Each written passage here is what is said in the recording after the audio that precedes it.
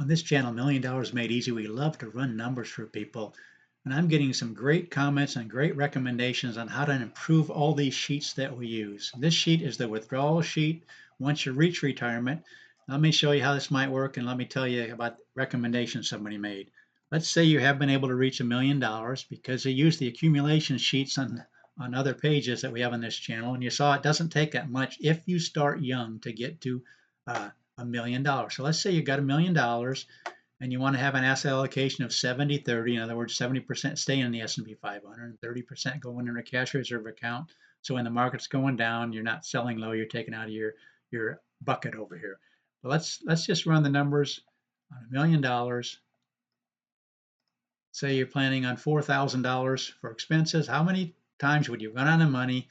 $4,000 a month is 4.8% withdrawal rate, which is a little bit above the 4% rule, but not even close to the 8% that some people have recommended, namely Dave Ramsey.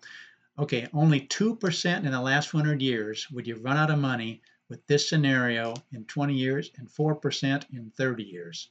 That was just during the Depression years, so you're going to be in good shape. But what would happen if we went to 5% or $5,000 a month, increase that?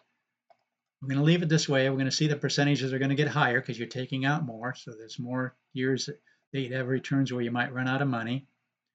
But watch this. We got 9% of the time in 20 years and 20% of the time in 30 years.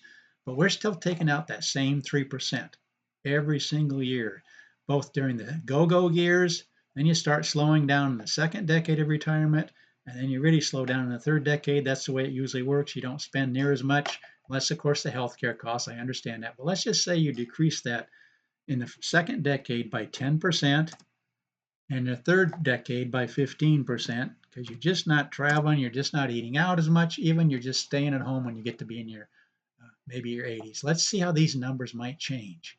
Right now, we got a 20% failure rate when we went from 4,000 to 5,000. It was just 4%, but during the Depression years, but it just knocked it down even farther. So you might not be comfortable with a 20% failure rate possible. Yes, you'd have an 80% possibility of still having money left after 30 years, but how does this change this when you take out the second decade and the third decade? And that was a recommendation because that's more what you do in real life in retirement. You do cut back. Let's see how these percentages might change just doing that. 20% failure rate after 30 years. And if we just change those numbers by a little bit, down to 8%.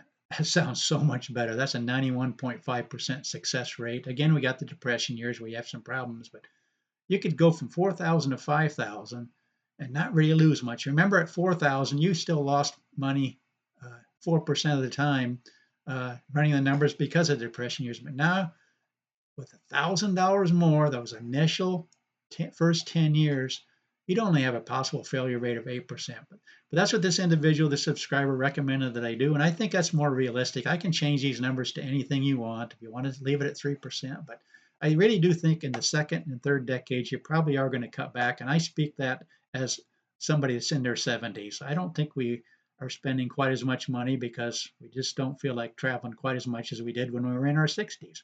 But that's just us. But that's what we do on this channel, Million Dollars Made Easy.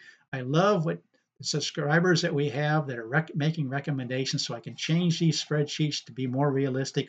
We didn't even run the numbers for Social Security. We can do that for pensions, and that affects all these numbers, obviously. But I just wanted to show you the difference of just cutting back in the second, third decade. It can really make a difference, going from a 20% failure rate down to an 8% failure rate just by changing these numbers and taking out less in the second and third decades. Please subscribe. Please share this channel. Let people know about this channel and the numbers that we run for them. And thanks so much for watching.